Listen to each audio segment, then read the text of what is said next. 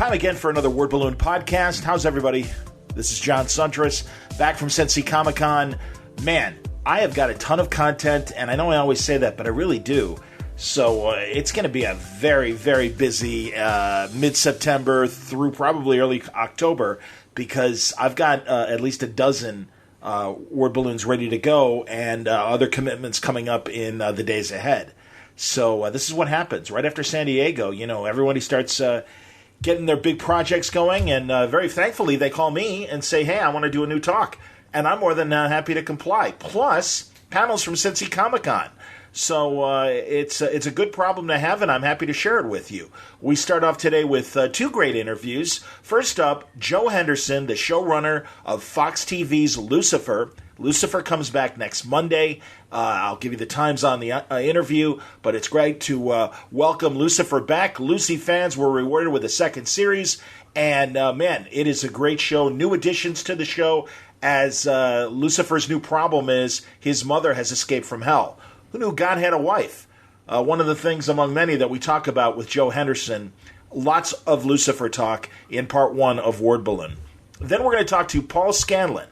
Paul is part of Legion M. I don't know if you've heard about Legion M, but they are a new company that has media projects on the way in television and film and elsewhere. First project, very, very interesting. It involves Stan Lee, so you're going to want to tune in and hear about Paul's story and what Legion M is. It is a media company that gets its initial funds from fans who then become investors in the company.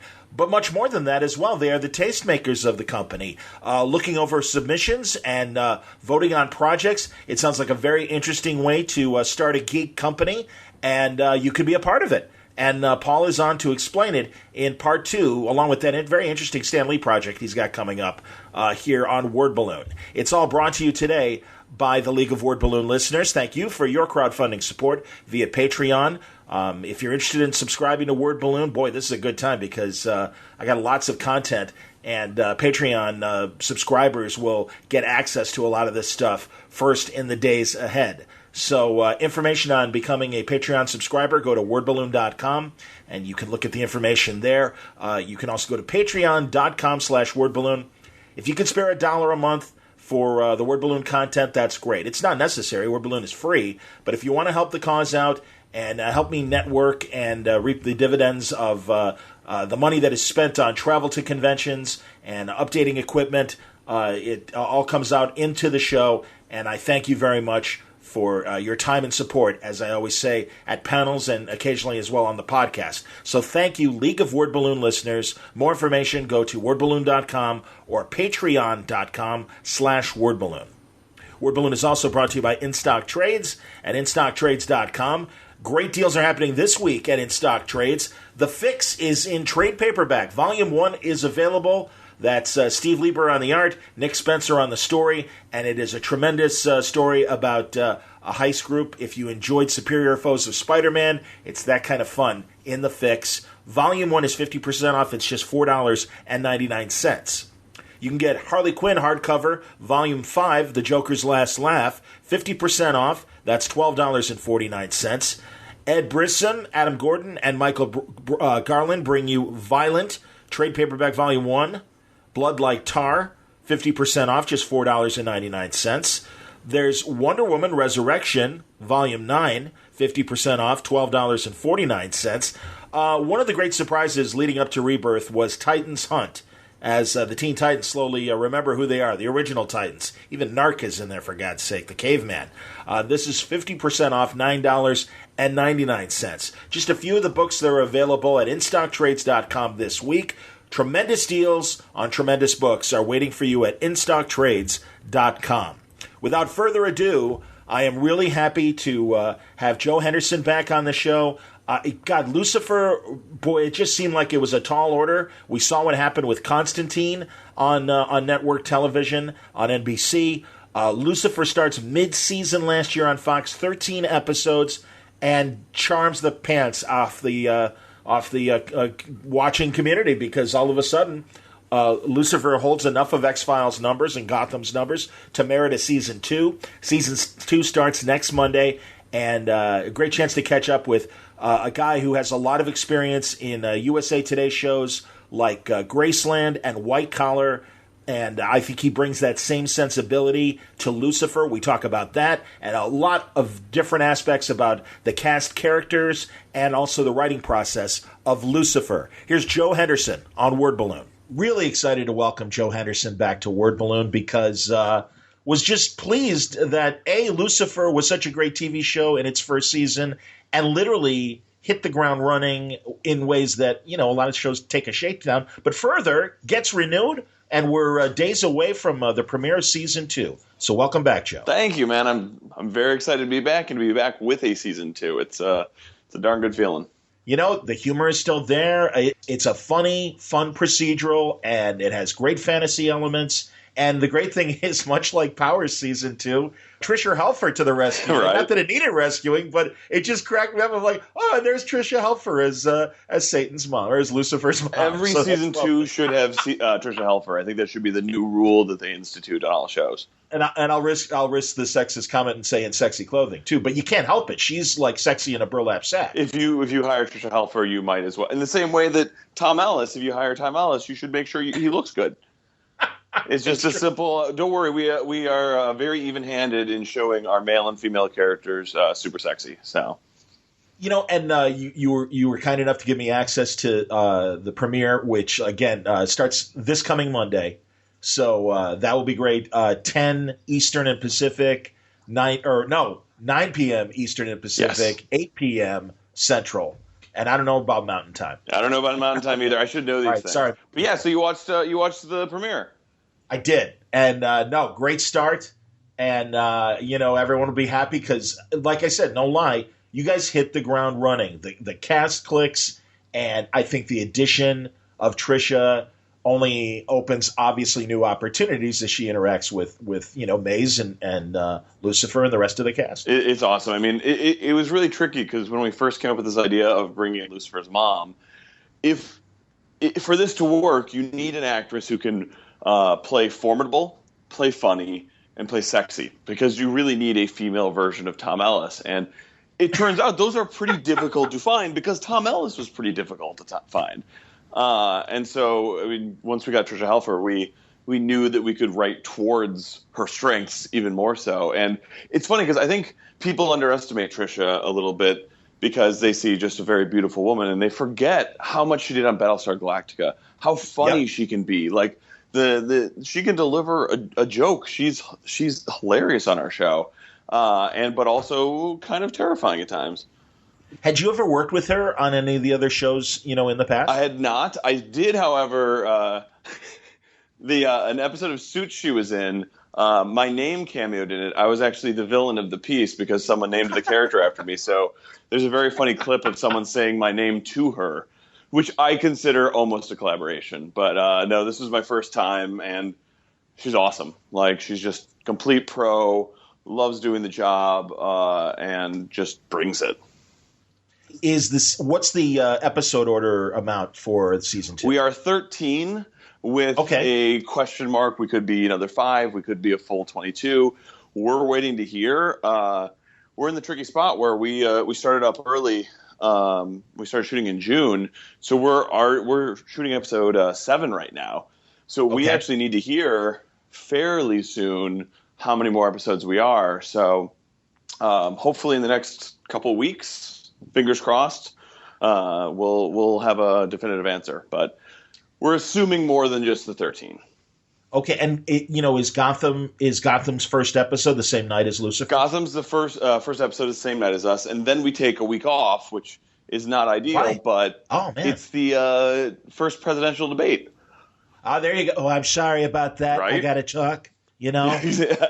I'm sure he spoke directly to Lucifer and not your Lucifer. I assume it's our fault that he's there. So, yeah, let's be honest. If you want to be up against anything, that is not the show you want to be up against. That's true. So that's okay. Yeah, people will be focused. But all right, that's fine. Again, I'm really glad that you're on at the same time, or at least the same night as Gotham. Yeah. Great lead-in for season 1, X-Files and everything, too. Or was Gotham still... So we started off with X-Files, and then we ended up with Gotham. So it was great. Right, we got that great launch. And then with Gotham, which is like a very similar tone and world, but different yeah. enough that you feel like you're eating sort of two different meals back to back. If we were with Gotham for as long as we last, we would be very happy. Well, it's like Gotham is kind of such a heavy, and it's got its humor, but I mean, it's a bigger cast, Yes. and Lucifer comes, and Joe, you maintain that same pace of all those good USA shows that you've worked on before. I like to hear that.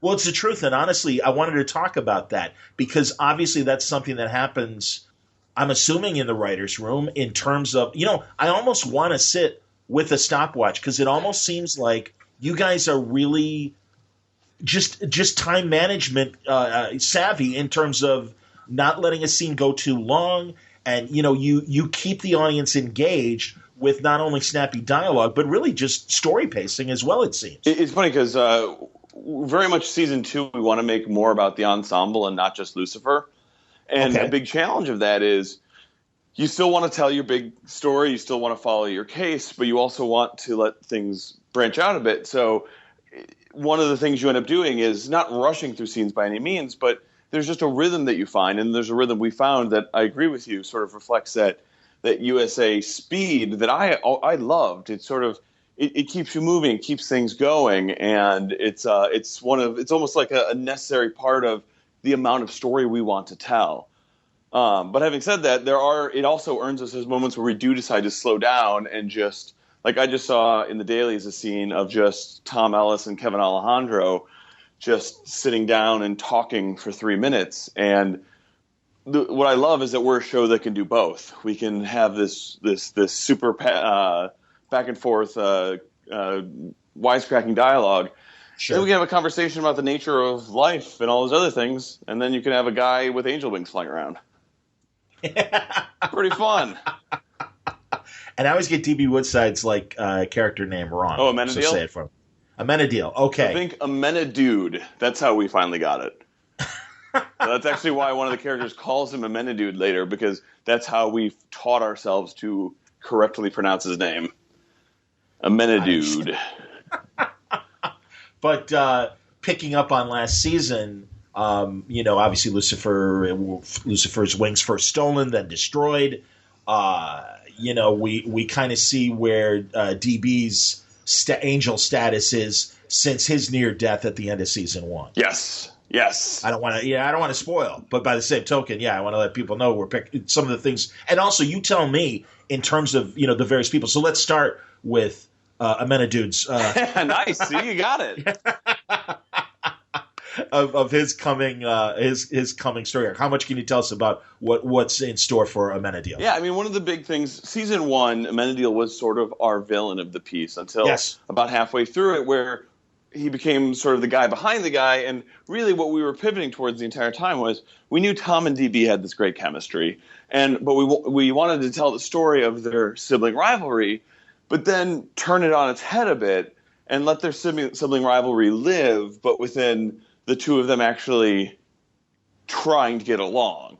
So that's a lot of what season 2 is, Amenadiel realizing that maybe Lucifer had a point, but still having that tension and that frustration and that sense of, okay, but I'm still the kid that does everything you ask for, Dad.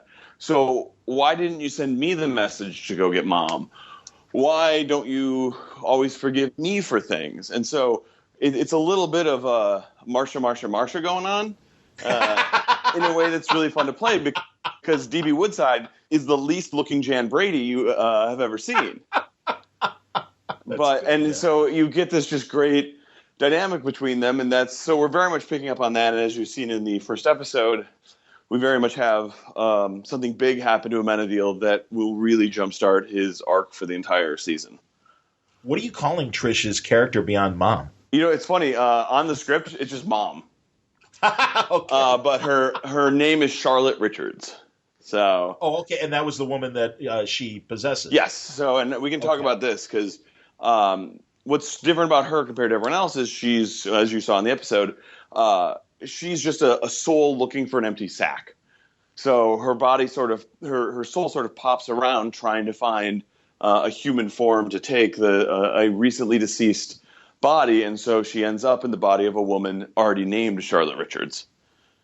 So it's fun because we've played demons on Earth, angels on Earth. We've never played just a soul dumping into someone's body of a life already lived. Yeah. Yeah, and that some of that backstory of Charlotte's obviously comes out in that first episode. Yeah. Will we see more of that, of Charlotte's backstory? Oh, did you get the second episode too, where they dig into that? Were you? I suppose I did. Yeah, oh, and maybe all right. So yeah, I guess I did. Yeah. So that's because yeah. Sorry, go on. No, and maybe I accidentally watched the second episode instead of the first in terms of plot and everything, because she shows. Does Trisha show up earlier than? She shows up in the end of the first episode. Okay. Oh, then I did. I jumped ahead. Look at that. Wow. You're a sneak. Well, that's right. At first, I'm like, wait a minute. Did I miss something?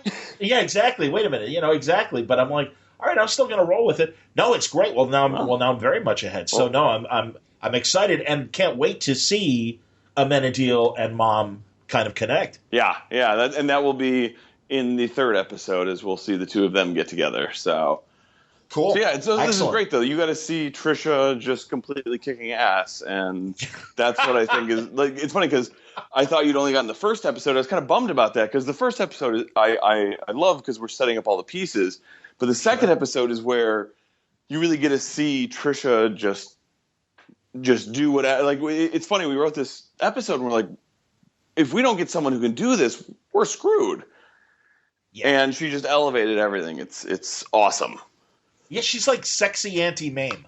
If I could put an old reference to it. But she really is. It's like she's like this like whirlwind that comes in as that kind of character should, and disrupt everything. I love Tom's reactions to Trisha. Right. Because it is this like, yeah, Mom, can you get your body out of my face kind of like, and it is. It's like embarrassing, and there's a very low kind of edible undertone because it's like, all right, I know it's my mom, but it's not my mom, and this is really very icky, and can you like, all right, back off? And it's hilarious. It really does. It plays really, really funny. And like you say, when she needs to be a badass, no, and again, I don't know how tall she is, but I know she is like, she's got like an Amazon build and everything. No, she is a little shorter than Tom, which is perfect.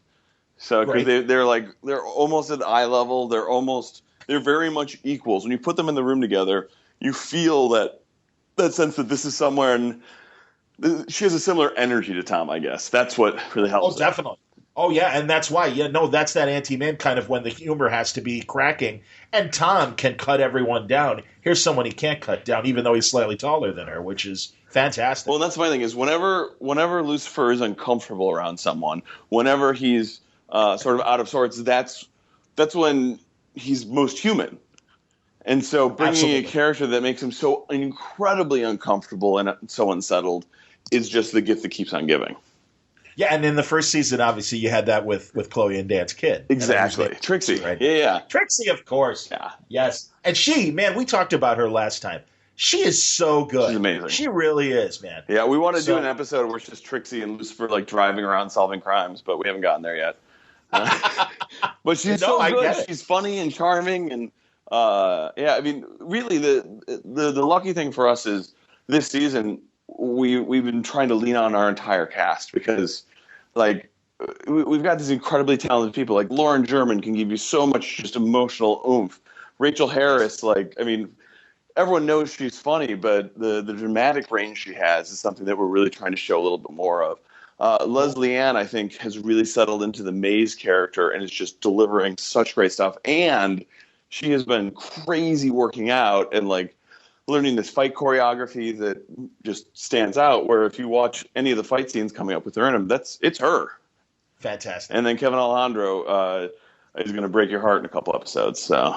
Oh, okay, very good, excellent. No, really, man, I loved Lauren and Kevin's whole trying to repair their relationship dynamic. The corrupt cop storyline of season 1 was really good. That's the thing. And also Rachel and DB, the way that he just kind of literally slid into the office next door, posing as an analyst and stuff.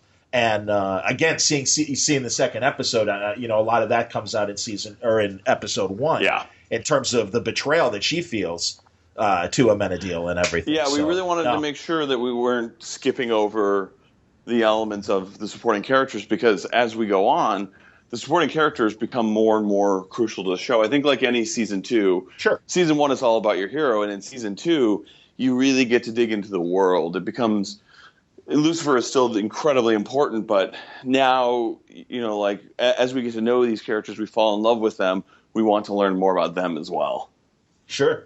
Dude, it's so funny because it's this story about the devil, and the devil should be charming and seductive because that's how he corrupts souls. But it's like, this is such a fun story. I wonder, and I don't want to dwell on the bad stuff, but I guess second season has. Well, this is actually questions based on the first season, either one, and more of what I watched. But I don't know. I was wondering, are you still getting backlash from religious quarters? Is it slowed down? South Park, after a while, it's kind of like a snowball fight. Yeah. And when the guy's getting pelted and it's like the 15th snowball, they're like, all right, we just give up, and they kind of roll over, and the kids get 3 more shots before they walk away. Meaning you guys. Yeah. So is it? How are things going on the religious front? I think they've pretty much moved on to shinier objects to hate. But it's funny. I was traveling we did this thing in Atlanta for the show, and while I was traveling, I ran into a ticket taker, and she's like, "What do you work on?" This 60-year-old woman, very nice looking, and she's like, I told her I worked on Lucifer, and she's like, I'm one episode behind. I haven't missed the finale yet, have I? And I was like, oh, that's amazing. That's so cool. And then literally 10 minutes later, I was talking to some woman buying a sandwich, and I was like, now I'm in the mood to just see what people think. I'm like, I work on the show called Lucifer. She's like, yeah, I'm not watching that. And it was just I refuse on very concept. And I was like, well, we're actually a show very much about redemption and faith and all these other things. And she's like, it's called Lucifer. No, I'm out. Sure. Well, that's the thing, because now Morningstar's mission is being sanctioned by God to stop moms. Yeah. I mean, that's kind of what happened in the first season. So that's kind of interesting, and also further complicates what you guys were dealing with last year in terms of, which path Lucifer is choosing. As you say in that in the credits before the story really picks up, he's on vacation. Mm-hmm. And maybe that tone is changed. Are you gonna keep rolling that at the beginning of the show? We're not. We did that for the first, I think, 7 episodes of season 1, just because I think we wanted people to get a sense of this is the show. And I think what that opening crawl did so well is it said, this is a show about the devil, but he's on vacation, so it's okay to have a little fun. I think now people know that's what the show is, and so we don't have it anymore. But that's what I loved about that shorthand. It was it's going to be occasionally dark, it's going to be occasionally weird, but it'll also be funny. But most importantly, I think the thing that we've leaned into so much is it's also going to be really human. All of our scenes are about this dude struggling with responsibility, with his emotions, with his sense of who am I and where am I going. And that, as long as we continue digging into that, I think we have a show that is able to say something. And if you don't have if you're not saying something, then why waste your time? Sure. And speaking of not having to waste your time, the benefit of having just 13 episodes. Honestly, it's so weird that for decades we were really like any show that was, you go back to the old days, 30 episodes a season, oh my God, 25 episodes a season. And now pretty much, standard network shows are 20 to 25 episodes a season. But it's again, you came from that USA background of 13 episodes a season. Season 1 for Lucifer was 13 episodes. And certainly you want as many as, the network wants you to have. But by the same token, it really was able to keep things focused on not only the procedural of the week, but really to keep the big mythology in place. And nothing seemed like a filler episode. That is really nice to hear. And that was a big push on our part. Like you said, with 13 episodes, you can tell an entire story. Once you start getting to the bigger ones, it becomes a lot harder. Sure. Alias, I think, is one of the few shows that those first 2 seasons, yes, every episode counted. Everyone worked. I don't know how they did that, but they did it. That's very much what we try to do here and what we're still doing. It was very nice because I was talking to Tom, and he was reading the first – I think he was on episode 6. He's like, every single one of our episodes has a case of the week. But I don't feel like every episode has a case of the week.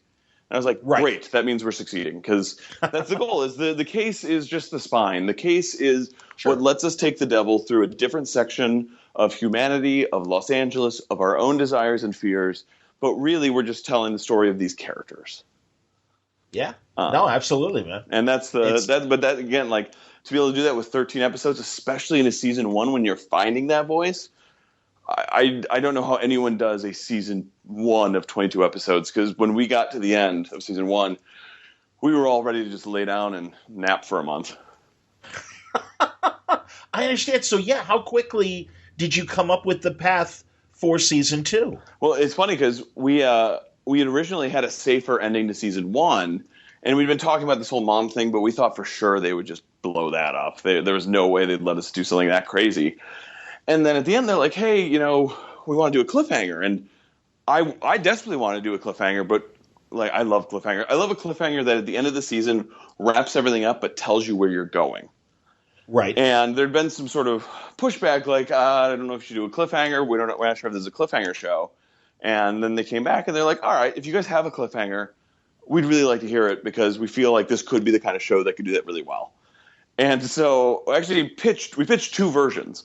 One was a different story, which we'll get to at some point, which was more of a turn and a twist. And then we had this one, which is our big, crazy idea, which we didn't necessarily have an answer for. We didn't know exactly who Mom was. We just knew the template. We knew what that energy would feel like. We knew how disruptive that would be. But I would be lying if I told you we had more than 10% of it figured out, which to me is the fun of TV. Like, Vince Gilligan always talks about how when he painted himself into a corner too much on Breaking Bad season 2, it handcuffed him. And it's actually his least favorite season, because they did all those flash forwards and everything, and they realized that by the time they got to, maybe this isn't the path we want to take, it's too bad, because you're on that path, you're stuck on that path. Whereas, like, in a future season, if you decide, hey, you know what, this bad guy, I think he should die this episode, even though he's supposed to be our big bad, you can kill him off and then bring in Gustav Fring in their case. And in our case, it was like, all right, we know we've got story potential in this. We know we can do something with it. And then we spent the beginning of season 2 talking about what Mom could be that could bring the most dynamic out of all of them. Like, Maze was Mom's torturer in hell. If Lucifer doesn't take after Dad, does he take after Mom? If Amenadiel is Dad's favorite, how does he stand with Mom? You just like sort of slush list all the potential, and you start picking out, okay, if these are all the best versions for the characters that are part of our cast, who is this character we're bringing in? I get you. So, and that was fun. It was tough, but it was fun. And then the biggest thing is, there really is no historical significance for God's wife. Like, yeah, I know when it was announced at the last episode, it's like, well, yeah, what the hell does that mean? Yeah, and it really came out of like, yeah, good, because it came out of this brainstorming in the room where the way we approach the show and the way that I think makes it relatable is we don't talk about God and angels as much as we talk about family. It's dad, it's sons, it's sisters and brothers, and we will meet sisters at some point. Oh wow! Oh yeah, okay, and, interesting. But well, as we talked about, we're like, well, if you're talking about the traditional nuclear family, where's the mom? And it was like, well, there isn't a mom. Of course, Dad is divine, but then it's like, well, unless he isn't. Like, this is our opportunity to sort of pave a different path, and we really sort of dug that idea of being able to tell a sort of hidden piece of history, something that you and I never knew, that allowed us to, sort of step away from the comics and the source material as well as the Bible and start walking our own path a little bit. Does that give, because she's referred to as the mother of all creation, does that give you guys the opportunity to maybe tap into less conventional modern religion and think more also about past mythologies where you do have Zeus and Juno and, Hera and I'm trying to think of Odin's wife, Freya. Exactly. Like, I mean, that was definitely a big part of the conversation when it came to the energy she should bring. Like, what are the templates of past god and goddess pairings, and how do you play with that? That was a huge part. And honestly, the biggest part of the conversation is we've established that Lucifer's mom is in hell.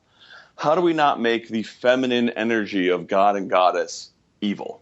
Because it shouldn't be male is good, female is bad. And Sure. That's a really easy trap to fall into when you're setting up from there. So the better question is, why did mom and dad have a fight?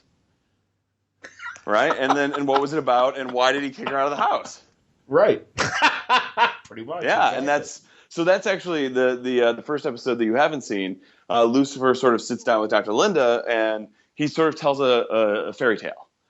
Which is once upon a time, a boy met a girl. They fell in love and they had sex. Except they weren't just a boy and girl, they were celestial beings. And so that moment of sex created the universe. That was the Big Bang.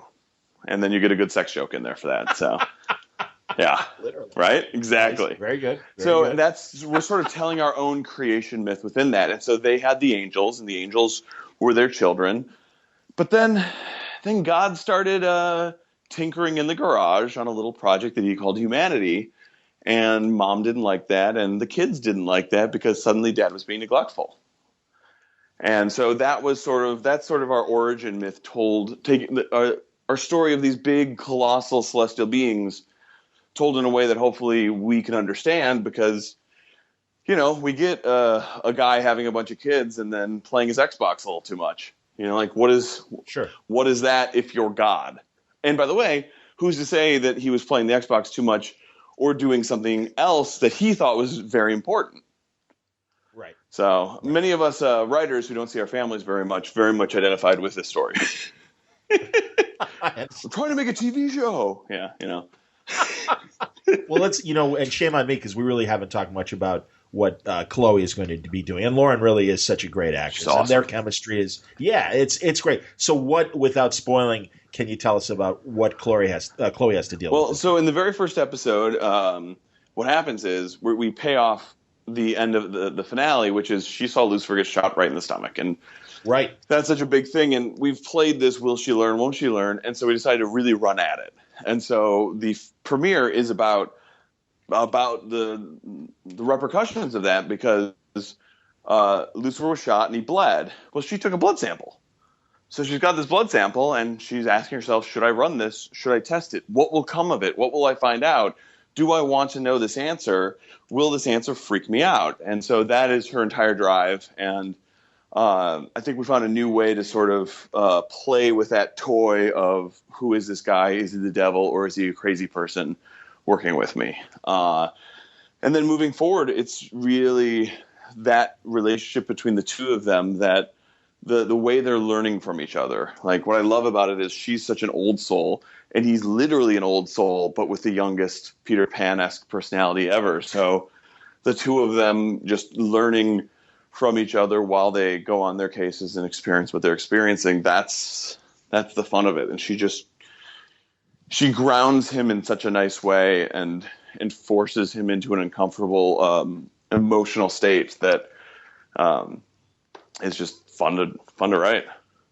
Well, and she, much like a Dana Scully, and I rewatching a bunch of the first season episodes to prepare for our talk, she's always looking for the truth. And there's that great scene, I think it was in episode 6, where Trixie ate her birthday cake and her face is just covered in chocolate. And she's like, Trixie, did you eat it? And it's no. And I mean, it's so great because literally it's like classic kid.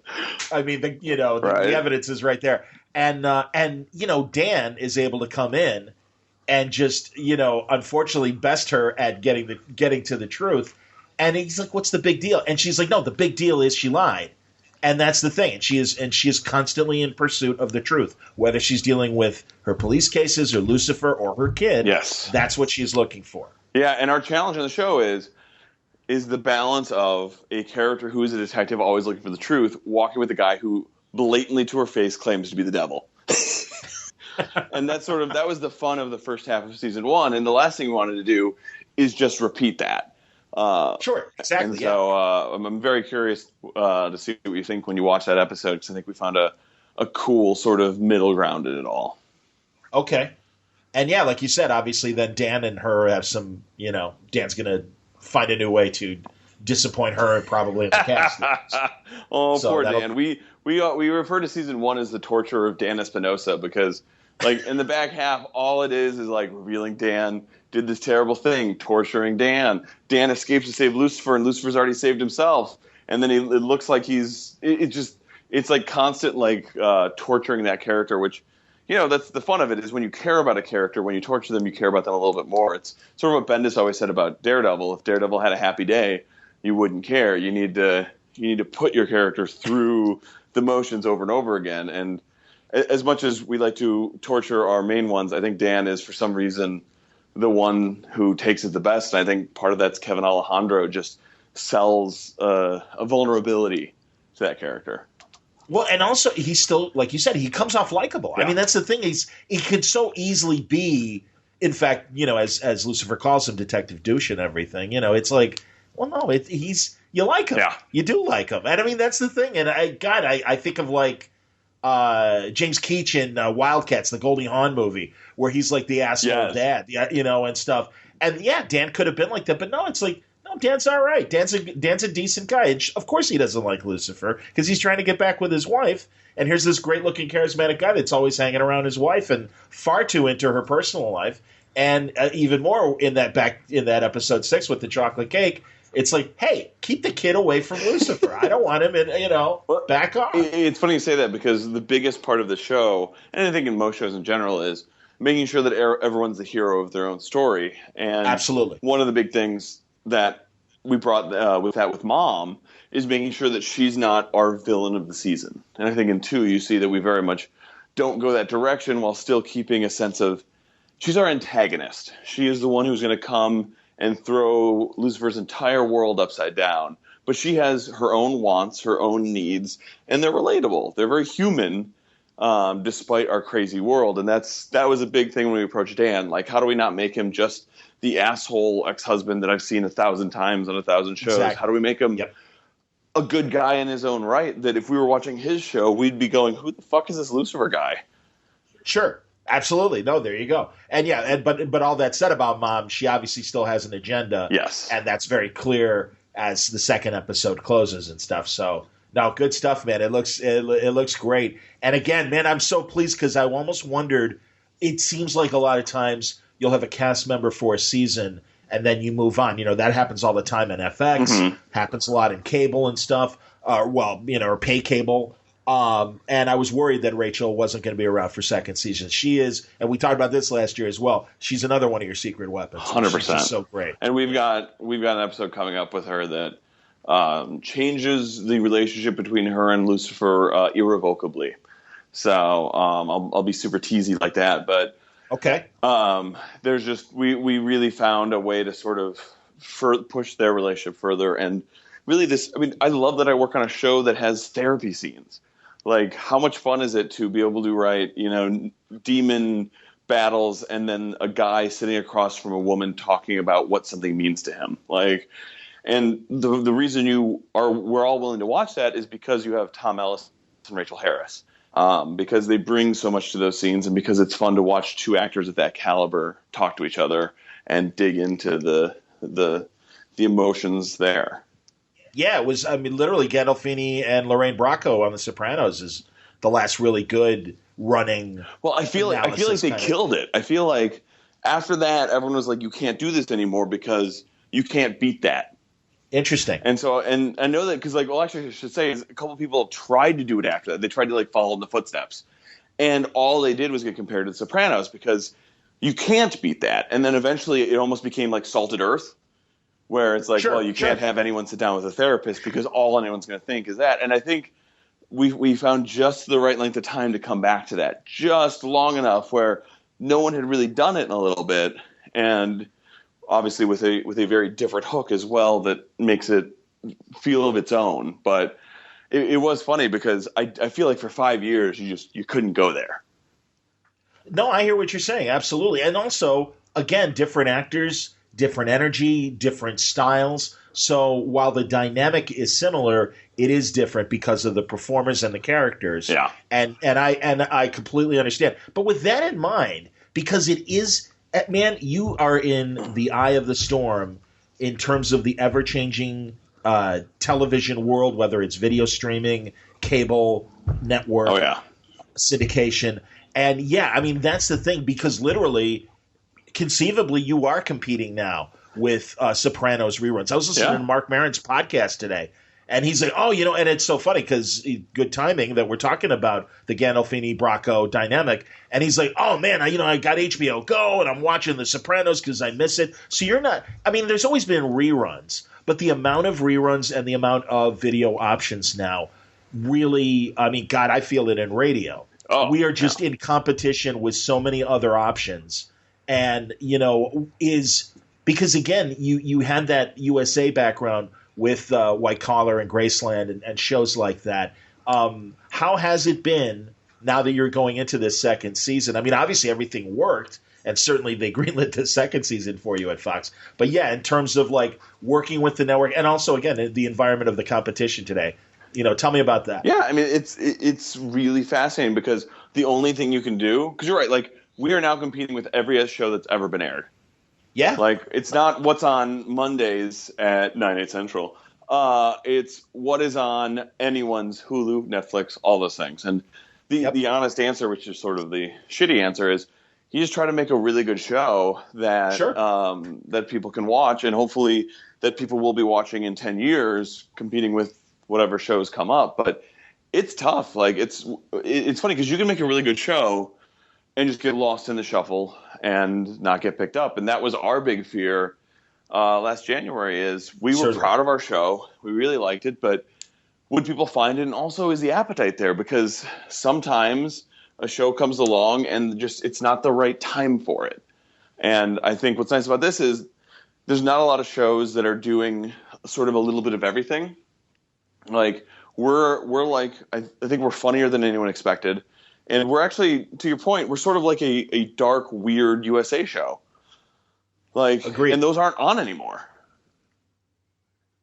The dark, weird ones? Well, just USA shows. I mean, USA shows are different now. Like, now Suits is the only one still going. Otherwise, it's Mr. Robot and things like that, which are great. True. But that brand is gone. And so what we sort of did is bring it back, but add an edge and a darkness to it and a supernatural element. But really, we're telling a kind of story that I personally loved watching. Like, I loved working on White Collar because I loved watching that kind of show. Similar to this, I love watching something that makes me laugh and makes me think. I mean, that's what Buffy did. Like, that's what was so fun about that show is you got a little bit of everything from every episode.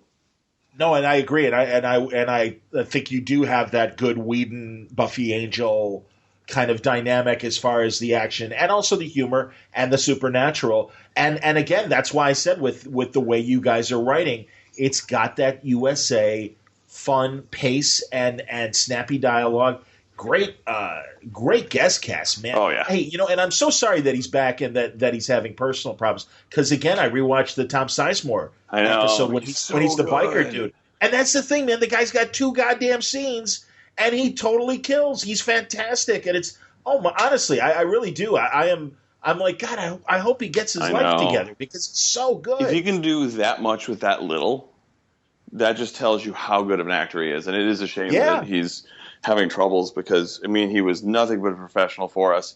And it's funny because at the beginning of the season, like, when you make a list of the characters you want to bring back, and he was one of them. And through nothing having to do with what was going on with him, we just couldn't find a way to bring that character back. But that's how fun it is just to watch him act.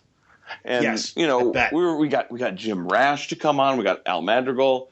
Yes. I can't think of his name. The guy who played Kevin Rankin was fantastic for us. Who played Malcolm? I think we talked about. We talked about him last year. I think. All right, God, he was good. And then Trisha coming on was just an absolute gift. And then I'm trying to think of.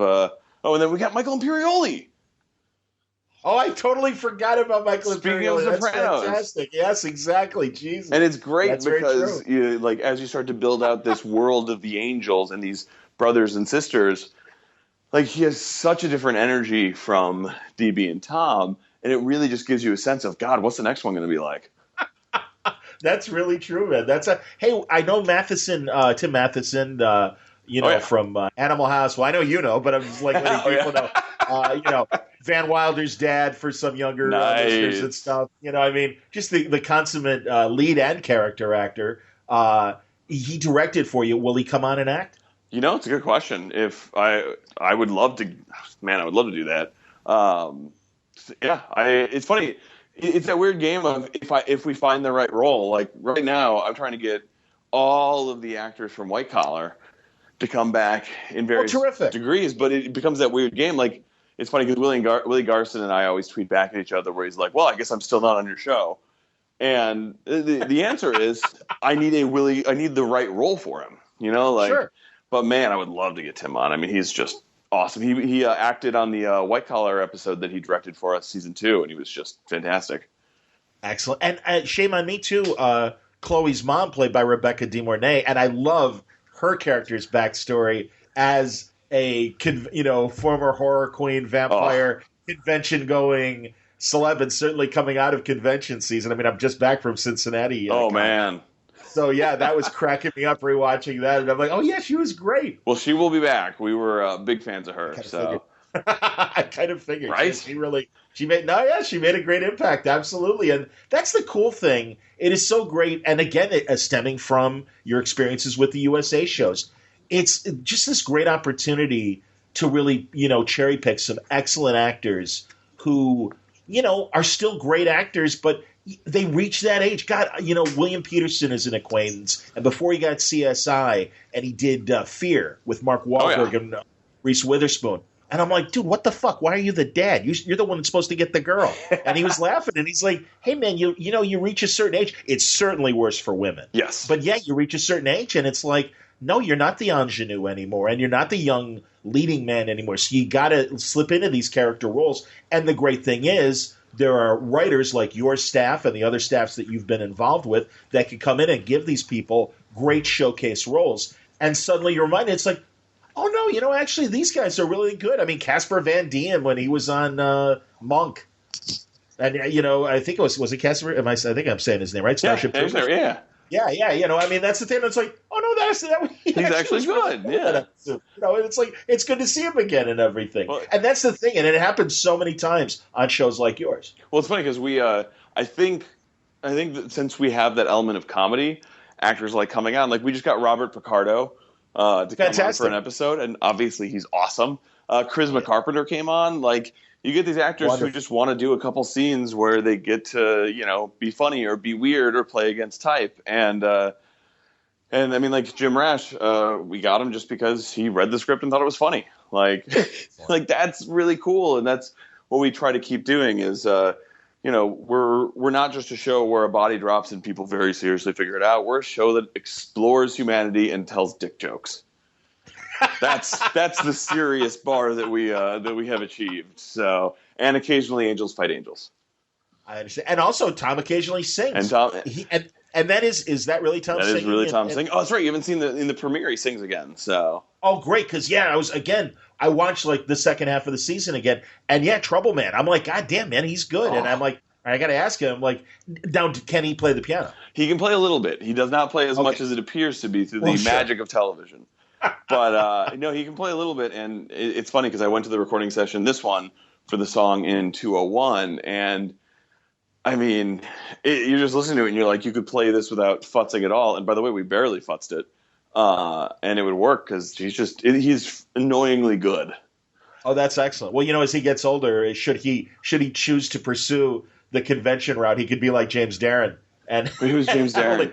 James Darren was Vic Fontaine on Deep Space Nine. Oh, wow. And also was in the – yeah, well, his character – he was from the Time Tunnel in the 60s, and he was Gidget's boyfriend in the 60s and was T.J. Hooker's partner with Shatner. Oh, wow. And then he does Deep Space Nine, and I guess he always could sing. And, in fact, he did because I think he even maybe sang the Gidget theme song with Sally Field. I'm not sure for the Sally Field show. But Vic Fontaine was this like hologram character that was supposed to be like a Rat Pack era singer, and he just does the Great American Songbook. Oh, yeah. And now on conventions, it's like, Jim's is gonna talk about doing Time Tunnel and Deep Space Nine, and come back tonight because he'll sing a bunch of songs from the Great American Songbook, and he can do it.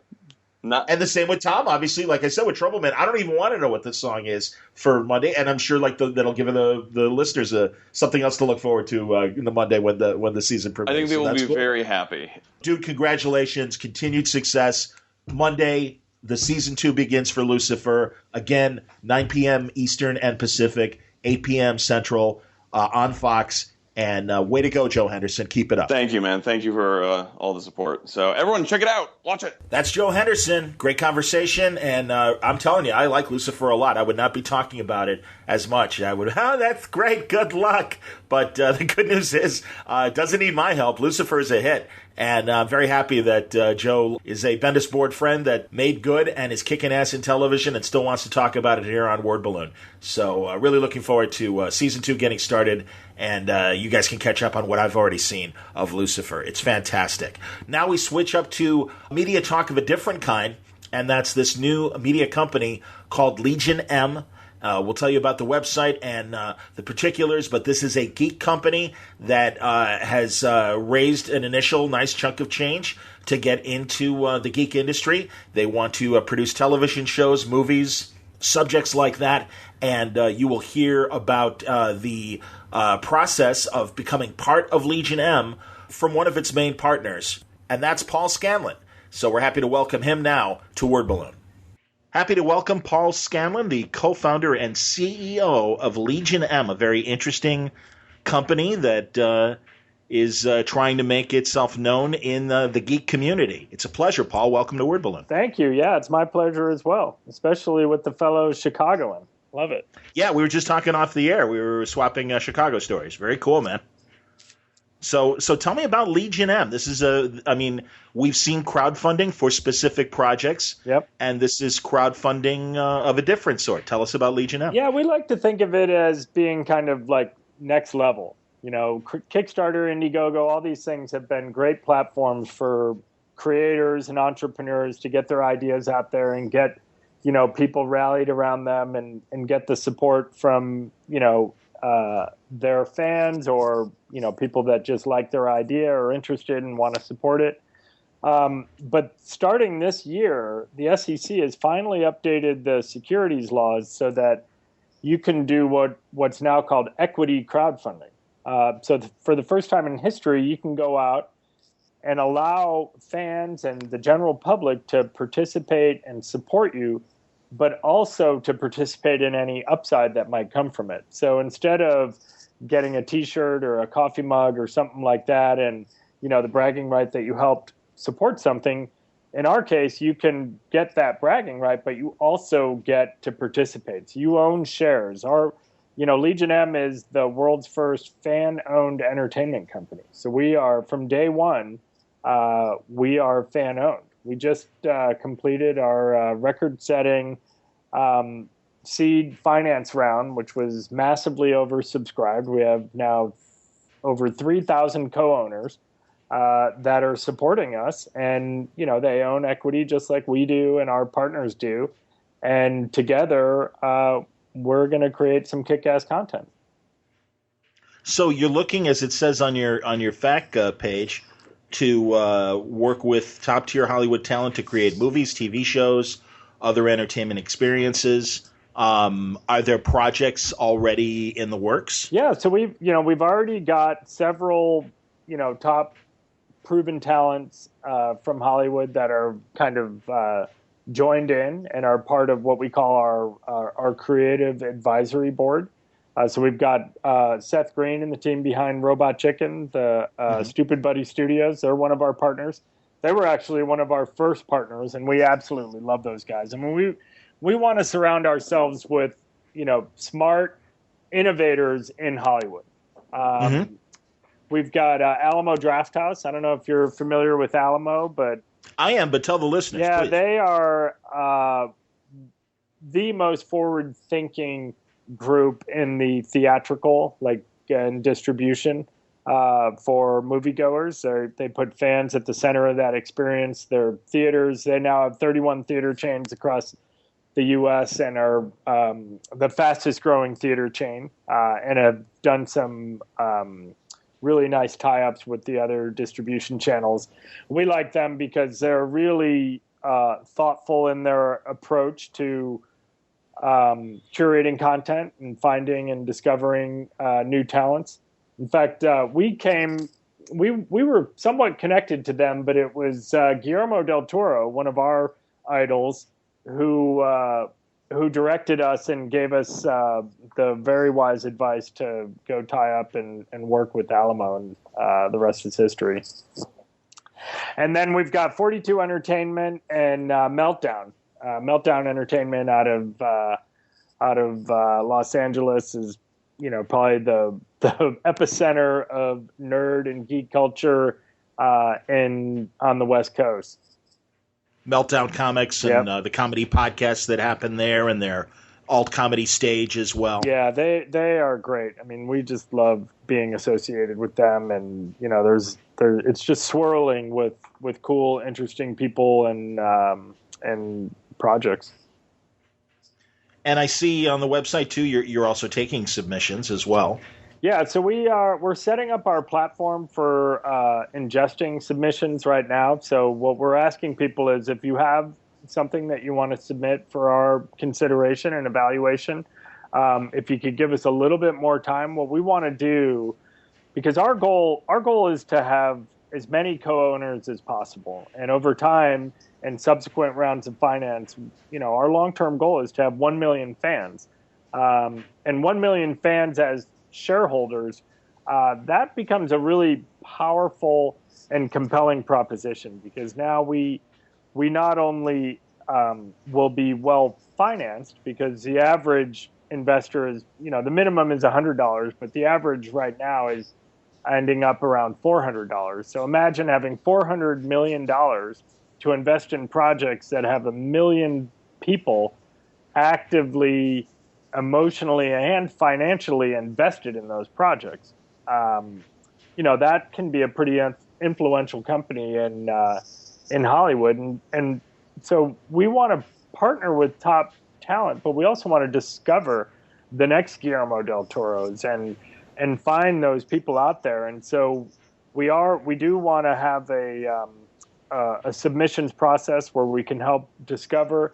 We also want the co-owners to help us evaluate those projects. It can be time consuming and a hard thing to scale. But if you've got a lot of people and, they're interested in helping to evaluate these things, that can help the cream rise to the top. And then, we can dig in further.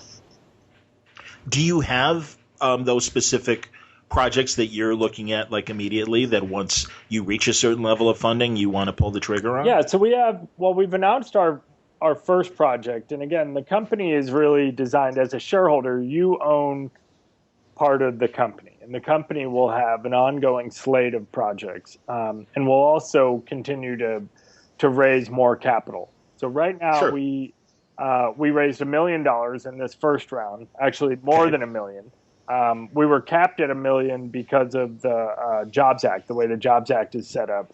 So with the Title III, which is the component of the Jobs Act that we use to raise our seed capital, we're limited to $1 million. We had well over $1 million, and so now we're trying to sort all that out. But so we have, we're ready to engage in projects, and we've announced our first project is actually something we call Icons. It's a virtual reality project, and it's a virtual reality interview series. And we're starting with our first subject is Stan Lee. So Stan Lee's, gotten involved. He loves the whole idea of Legion M and has given us a lot of his support and a ringing endorsement in an LA Times profile that came out a few weeks ago.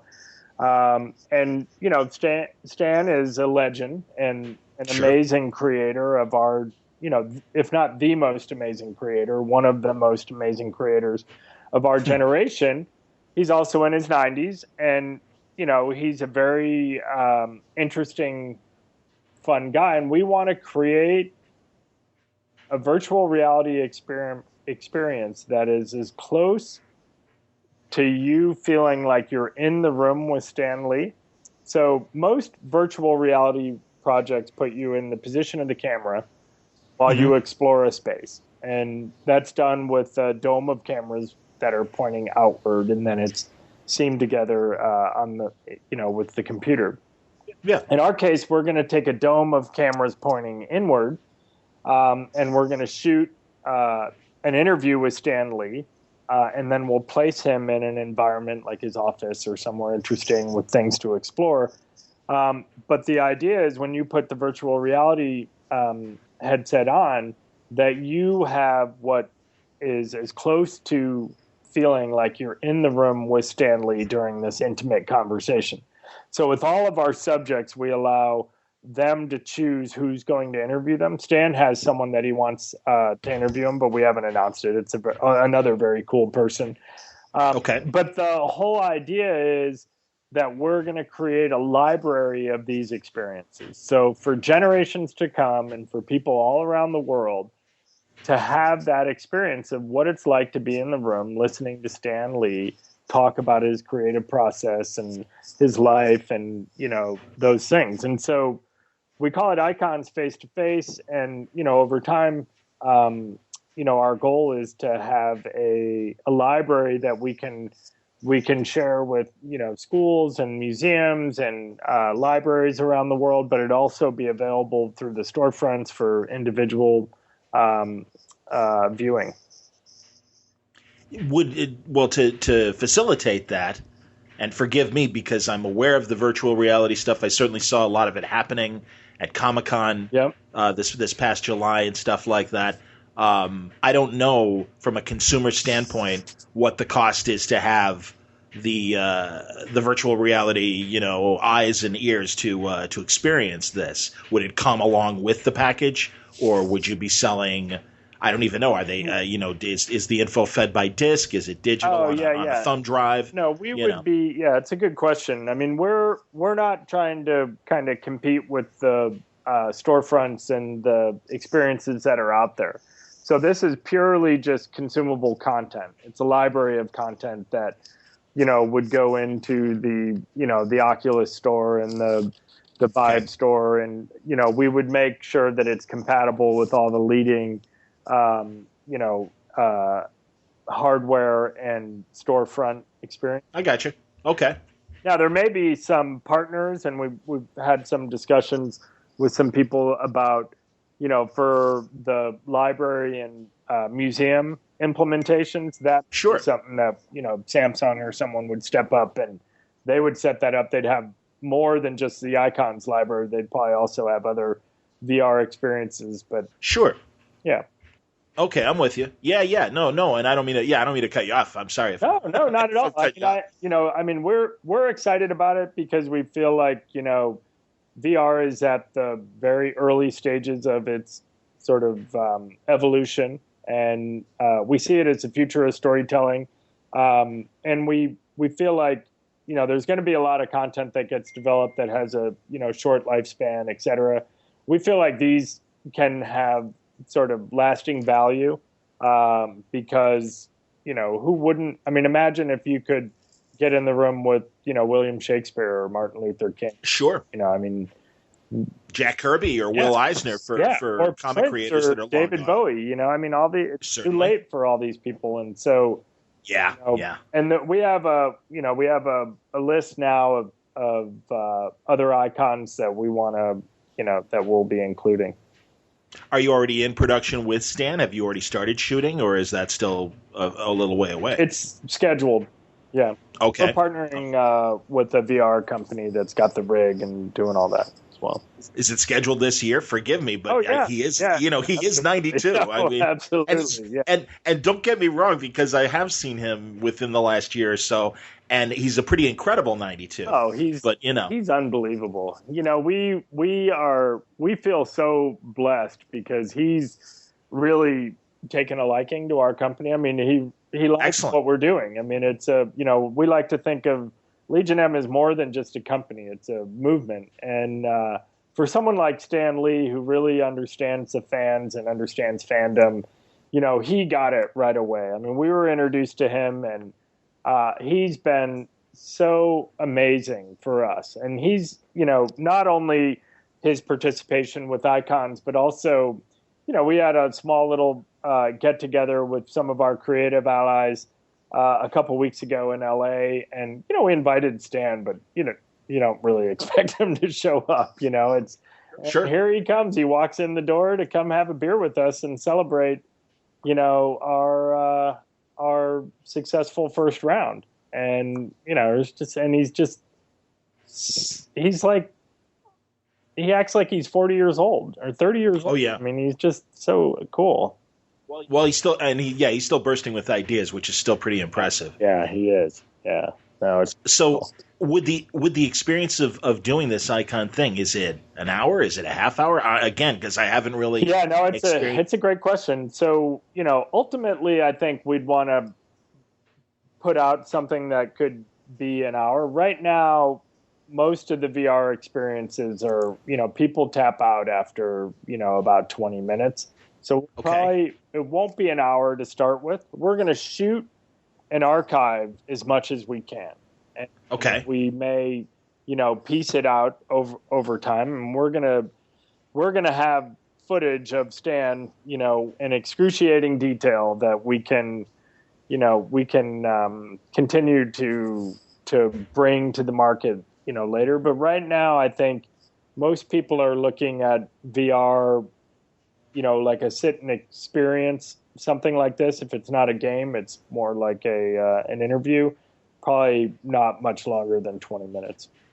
Okay. And again, unless this is something you can't disclose, but what is the budget for that kind of VR experience to shoot it and make it? We haven't really discussed, or shared the details on the budget, but, suffice it to say that it's within our domain right now, and we haven't raised a lot of money.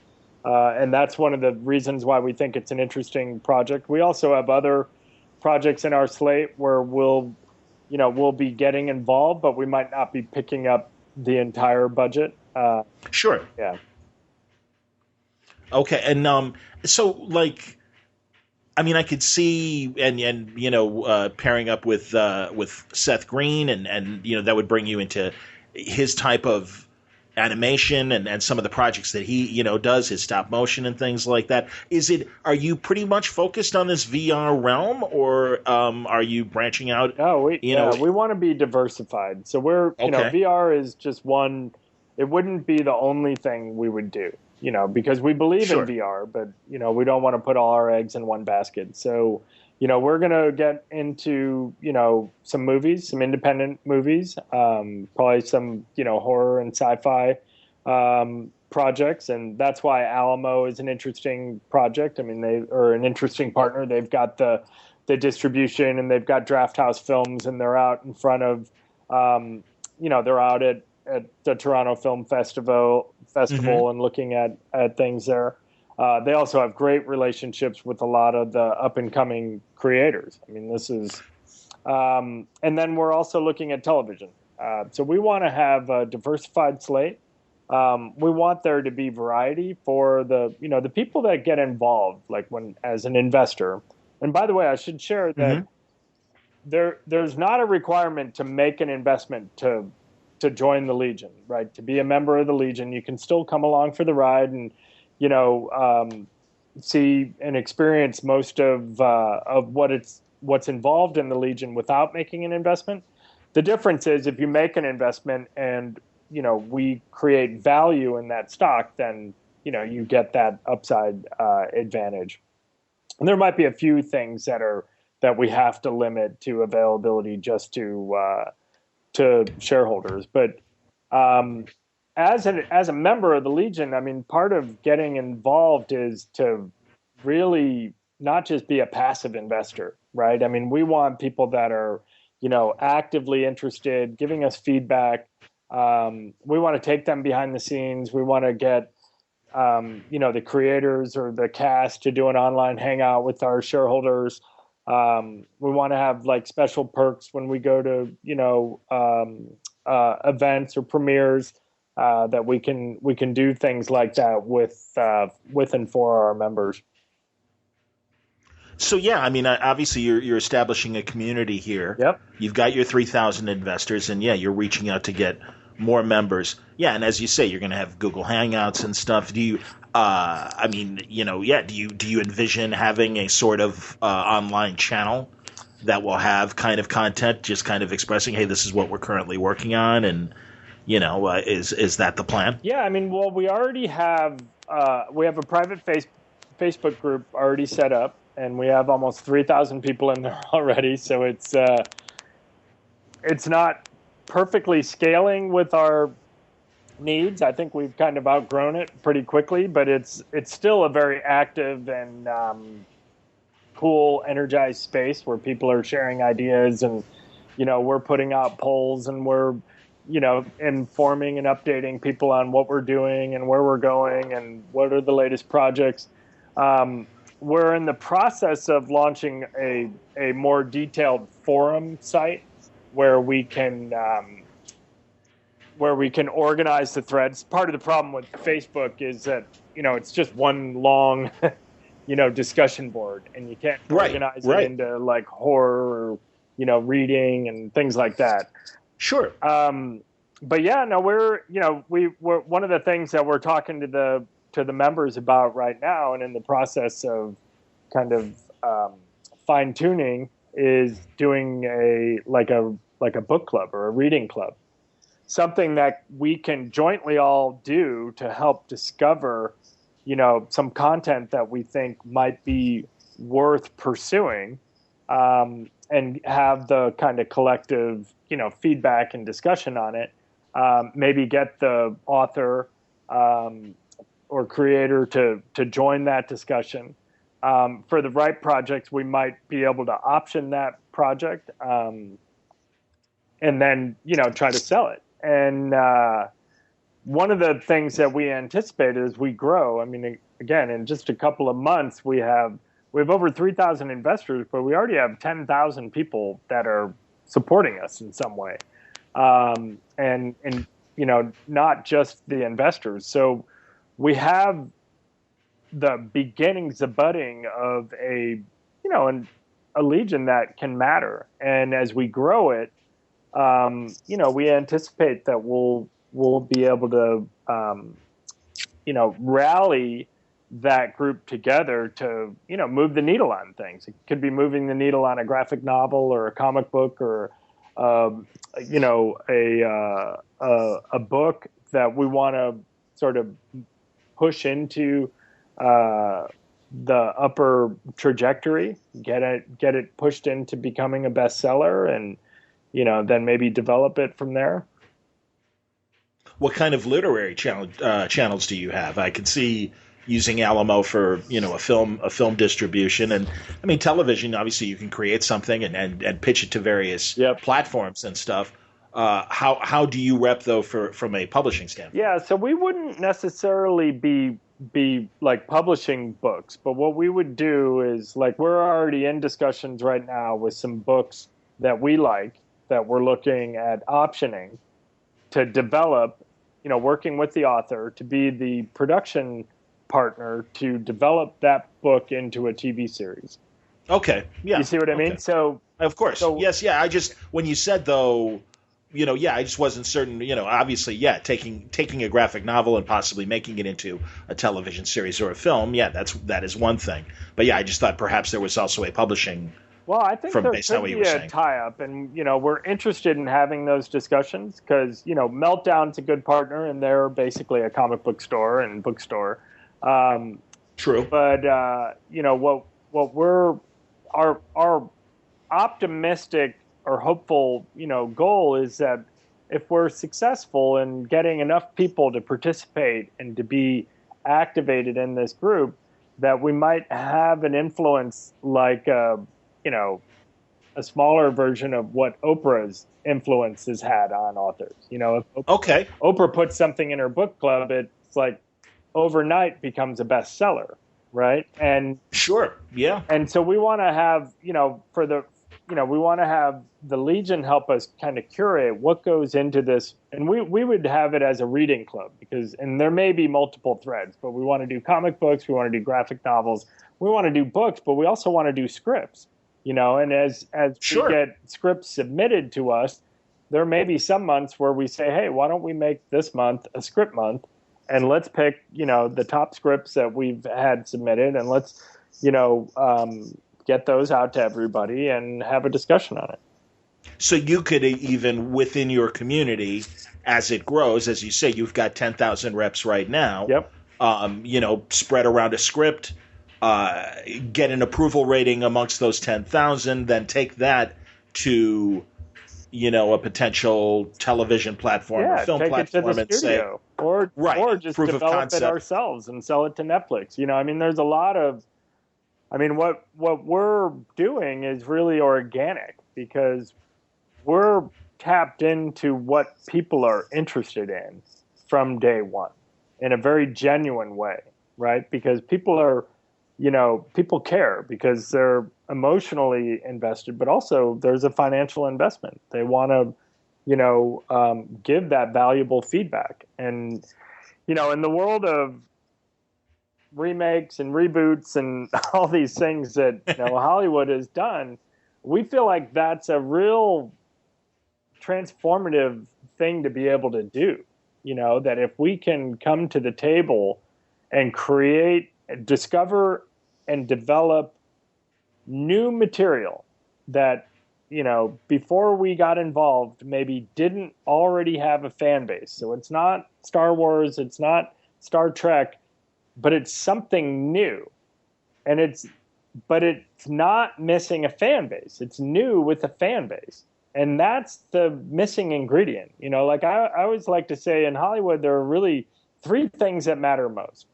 Talent, you got to have talent and create great content, right? You need talent to do that. You need money to finance projects because it's expensive to create content and to create high value content. And you need fans. You need an audience. And if you have all three of those things, that's a really solid recipe for success. Most studios, and this is why the studios are doing Ghostbusters and they know those things have a fan base. They've got the money and they've got the talent, so they know they can produce these things. We want to be able to add more creativity to Hollywood. We want to, have a benefit to the audience so that we can get out of this rut. So, and I know you're making this Icon show with Stan. Do you then have the production resources that if I've got a movie idea and it gets vetted, Legion M will be able to, at the very least, produce some sort of proof of concept, maybe a 20-minute kind of demonstration of the idea or something like that? Is that something that you guys are able to do? Yeah, absolutely. The way Hollywood works these days, even the studios don't necessarily keep all those resources in-house.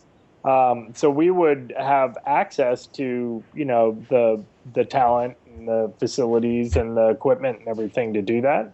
And what you need is the money to do it, right? To be able to hire everybody. And so by having fans as investors, we're funded, we've got fans, we've got access to talent.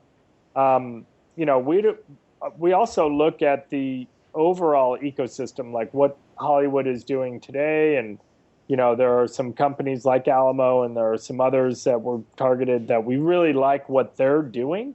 And we think that they've got a good, tasteful eye for, what creates compelling content. And they've had some breakout success. We can add value to their projects. There's really, except for Star Wars and a few other massive franchises, there's not a project where having fans invested wouldn't add value to it.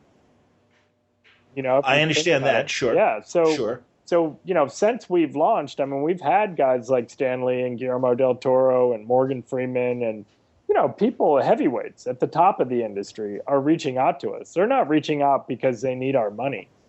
Money for these guys comes pretty freely. But having money with fans attached, that gets pretty powerful. So compare, and I guess, I'm going to ask you, compare what Legion M does to, say, a company like Circle of Confusion. And I'm sure the name might have come up for my listeners, but I'll give a little more background because full disclosure, I've got friends that work with that company. Yeah. Brian Bendis works with Circle of Confusion, and they helped develop the Powers television series for PlayStation and Sony. And then Robert Kirkman with The Walking Dead is a Circle of Confusion client. Yep. And I know John Hickman has some things in development with them. So that's one example that I know of, that they are a company that will represent a creator, help them package their pitch, and then present it to the studios and stuff. So what does Legion M do differently? And again, there's the fan base, and I guess just as a skeptical question, not without any judgment. Yep. It's like, well, like if your fan base is your investors and your partners, that's a skewed fan base. And again, forgive the comparison, because this obviously, it's all right. because I'm going to say, Don't say Amway. Well, I'm not going to say. I was going to say Dianetics stays on the bestseller list because the Scientology people back it and go out and buy it. Yeah. So again, and forgive me, it's an easy comparison. And when honestly, what I'm asking is, it's interesting. You know where I'm coming from. Massively successful if people start relating Legion M to a religion or cult. I don't mean that in a negative way. No. Do you get where I'm coming from, though? No, absolutely. Okay. Well, and it's interesting that you bring up Circle of Confusion. I mean, we have a lot of respect for those guys. We're aware of them. There are companies out there like them and A24, and there are good companies out there that are packaging and developing content. We don't necessarily see ourselves as competitive to them. Like the Stupid Buddy Studios guys, they're packaging and developing their own pilots and selling content in, but we're not competitive to them either. We can add value anywhere. There's literally no one that we compete with right now, because there's nobody else has done this before. Nobody else has actually gone out. I mean, part of it is that you couldn't do it. It just wasn't possible because the SEC wouldn't allow it. Wouldn't allow crowdfunding in this way. Yeah, they wouldn't allow you to sell shares. You can do the Kickstarter and Indiegogo, which, like I said earlier, we think that's fantastic, but it's not enough, and I think it's great for certain things. But if you want to develop a movie, for example, an independent movie, the problem with Kickstarter and Indiegogo is 9 times out of 10, you're pre-selling the DVD as one of your ways to raise capital. Right. You put in $100, you get the DVD, you get a sweatshirt, you get a coffee mug, right? Okay. People feel like that's great. The challenge is for the filmmaker, they've gone straight to DVD. If they want to go to Alamo or go, to get theatrical distribution, they've already monetized the content with the fans, with a huge number of the fans. People that are investing in Legion M, they own shares in Legion M. They don't, I own shares in Apple. I don't get free iPhones. And so for us, it's a huge differentiator, because we're not only diluting the monetization opportunity of that project, we're actually adding great value to it. Because if you have a legion of investors that have been involved during the production of this movie and have gone behind the scenes and listened to the director talk about, why he made choices, or maybe even gave some feedback on, certain components of it and wardrobe or whatever. One of our goals is to encourage any director or creator that we work with to access the Legion and ask some questions. I put a poll out today, a few hours ago. I've already got like hundreds of people have responded to it. Cool.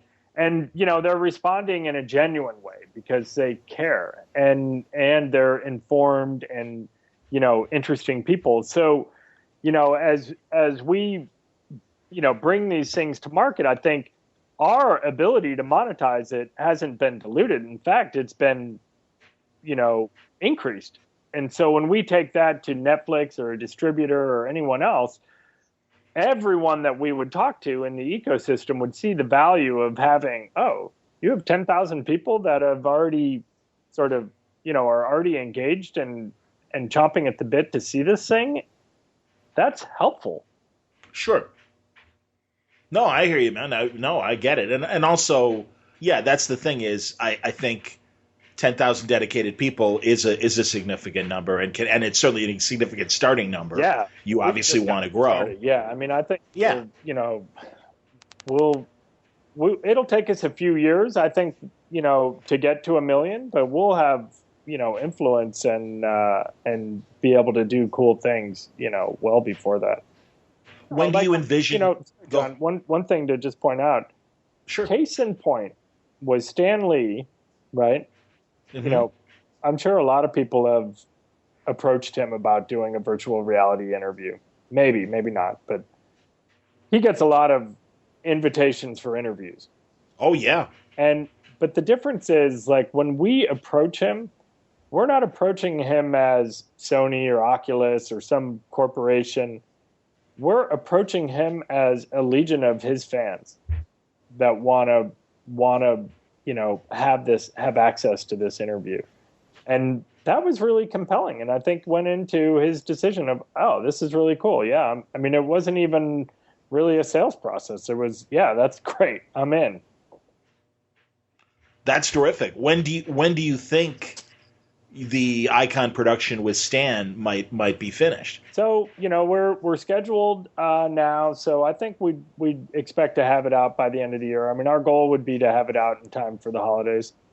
Oh, fantastic! Wow, that quickly? Yeah. I mean, it's a pretty straightforward thing. I mean, it does take some investment. There's technology involved. There's time involved. It's also very costly just to store the data. I mean, it's an incredible amount of data when you have, I'm sure, 40 plus 4K cameras all exactly simultaneously. It's a lot of memory. Wow. Well, that's interesting. Okay. Well, that's ambitious, and I think that's great because I think that would be the next question. And when would the next level of the ability to invest come up? So we'll be opening that also before the end of the year. The way the Jobs Act is broken out is there are a couple components. There's the Title III. That's what we did to raise our seed capital. So that with that specific fundraising mechanism, you're limited to $1 million. And then they have something called a Reg A. Reg A is a little more scrutiny, so we have to do a little more documentation and have a few more kind of legal partners involved and a little bit more diligence by the auditors, et cetera. But with Reg A, we can raise up to $50 million. So we'll open a Reg A plus round sometime between now and the end of the year. It takes several weeks, or actually takes a couple of months to put these things together and get them approved by the SEC. So we're in that process right now. Very interesting. Okay. Yeah. Well, I mean, I guess. And sorry, just on the. Yeah, no, please. You got the information, man. I'm just asking the questions. It's $50 million per year. So we'll get out. We'll do the Reg A between now and the end of the year, and then next year we can open up another one and do, another $50 million if it's going that well. Sure. No, that's fantastic. So, I'm just trying to think. So, how would people be able to see your product if they didn't have access to the full virtual reality version of it? I'm just trying to think. I mean, we'll probably put it if they have access to cardboard or something like that. We'd probably put it into those storefronts as well. Okay. Because, I'm wondering, obviously, I mean, I think whenever your first project appears, then people will really be able to judge even more so. Yep. The level of involvement, as I'm sure you feel the same way. Oh, probably. Yeah. And like I said, Icons is just the first project. We'll be announcing others as well. Next year, would you be taking this Stan Lee project on the road and maybe going to conventions with it or anything? It's a good idea, actually. It was something that we talked about doing at some of the cons, where Stan's involved and maybe, having something set up there. But we also want to engage the audience to help us. We already have a thread going in our Facebook group about, who should be the next icon that we do, So we've got, a few people on our list already. that we're in discussions with and that are favorable. And then, but our goal over time is to have many of these. Sure. Excuse me. Many episodes. Okay. Because I guess I'm just interested in terms of how you're going to get it to the people. Because again, I think you're going to have to demonstrate in some fashion what you're doing to really ignite some interest, and not only just in the VR thing, or beyond the icon thing. Are you going to go to conventions? Because you're obviously your intent is to entice people of the geek culture. Yep. So you go where the people are. I guess if you got something new for ice fishing, you're going to go up to the shanties in Minnesota and exactly squat down with them and go, hey, check out this, and so what kind of plan do you have in terms of promoting it? Yeah, absolutely. I mean, we've spent, we've been at a lot of, not all, because there are so many cons now. Sure. But we were most recently at Palm Springs. We were down there with Stan and his team, and oh, cool. We have a Legion M Cadillac, our 59 Cadillac that we call Maryland. So what kind of Cadillac was it? It's a 59 Cadillac, the one. Fantastic. Big wings, and it's a beautiful car, and that's our company car. So we had that down there. We had a panel, a very, very good panel, and we live streamed the panel. We had a lot of good feedback on it. Is that posted anywhere? Do you have it up on on YouTube right now? Yeah, I think that's up on Facebook. Should be on our just regular Legion M Facebook page. But if you want, I'll follow. I'll find a link and send it over to you. Okay, because I mean, is that a closed Facebook group or is that an open Facebook group? Well, we have both. I mean, we have our page, and then we have the private group. But you're welcome to join the private group. Like I said, you don't need to be an investor to participate. I mean, you just need to be interested. I mean, you don't even need to be informed. Yeah, exactly. Just come in and have fun. You can be a fly on the wall, or you can, get involved in the discussion. Jeff Anderson, my co-founder, he was at Wizard World in Chicago. About a month ago, I guess that was now. And then we were down in San Diego, and a few of us, we haven't decided who, will be at New York Comic-Con, and we know Stan's doing a huge thing there. So there's a lot going on. I mean, we can't keep up with all the cons, but we try to get out there. And, now that we have this kind of membership, we have a lot of people that are willing to go to a con and, bring some of our materials and wear buttons and talk to people about it, which has been great. That's cool. Well, yeah, I'm sorry I missed you guys in San Diego. Yeah, I mean, San Diego is so big, so we didn't have a huge presence there, but we did. We sponsored a cosplay party. We had a set up, outside the con in one of the restaurants there, and we co-hosted the Rave of Thrones with Hodor. I don't know if you heard about that. Yeah, I did. Yeah. That was our That's cool. That was our party. So yeah, we had a good time there. Christian Narn, who plays Hodor, is a friend of ours and also that's awesome. Also a shareholder. Very cool. Well, there you go. That's great. That's excellent, man. And yeah, I did not make Wizard Chicago this year. I had to cancel and not show up, so I'm sorry I missed you there. Really, yeah. If we'd known, we could have connected you with Jeff. But next time. And is Jeff your Chicago point person? Oh no. Jeff's out here in California with me, and okay. I wanted to go to. I mean, any con in Chicago is usually something I would jump at the chance to do. I forget, but we had another commitment. I had a family commitment that weekend that I could not. Me too. And there you go. Yeah, there you go. See, you and me both.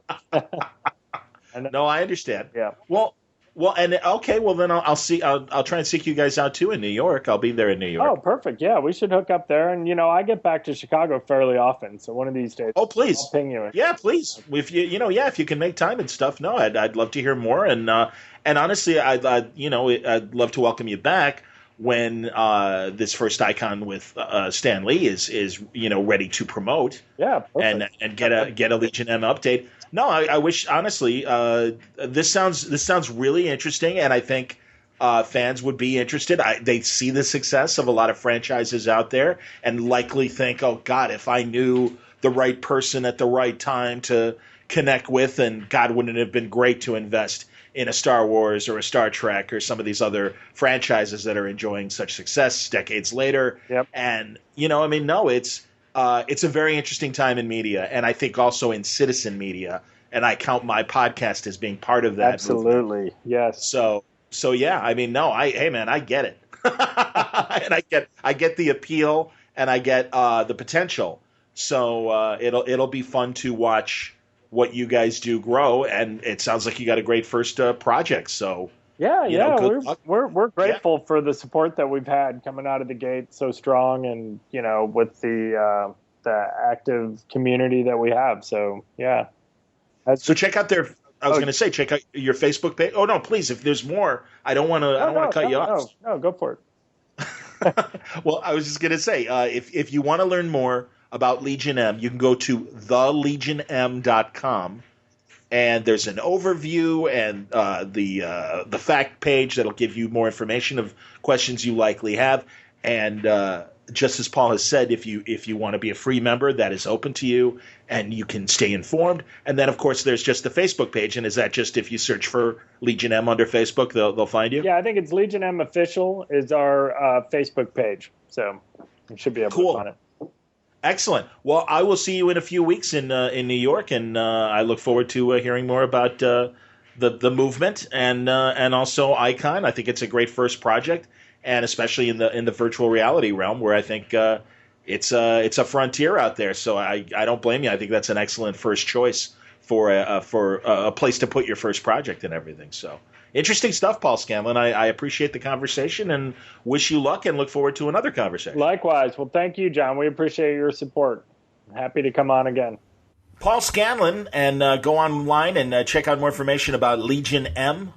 Their website is thelegionm.com. Well, that'll do it for today's Word Balloon. Thanks a lot for listening. Brought to you by InStock Trades at InStockTrades.com. Check out books at great prices like Punisher War Journal by Carl Potts and Jim Lee. There's a classic run. 50% off. It's just $19.99. You can get Daredevil, Back in Black, trade paperback volume 2, Supersonic, that's Charles Soule's run, and it's at a great price. 42% off, $9.27. Suicide Squad, Most Wanted, the Katana trade paperback. Mike Barr and Diogenes Nieves. Carrie Nord cover, by the way. Great stuff from Mike Barr, the original Outsider writer. 45% off of this book, $9.34. You can get the massive Ninth Wave, the library edition hardcover, collecting issues 1 through 6. That's Brian Wood and Gary Brown. 42% off, $14.49. You can get Harrow County, trade paperback volume 3, Snake Doctor from Cullen Bunn and Tyler Crook, and that is 42% off, $8.69. I've mentioned it before, the Omega Man, the full run, is waiting for you. Trade paperback from Barnaby Bagenda and Tom King, and I always screw up Barnaby's name. 45% off, $13.74. All waiting for you from InStockTrades.com. Check it out. The deals are waiting at great prices. Great books. InStockTrades.com.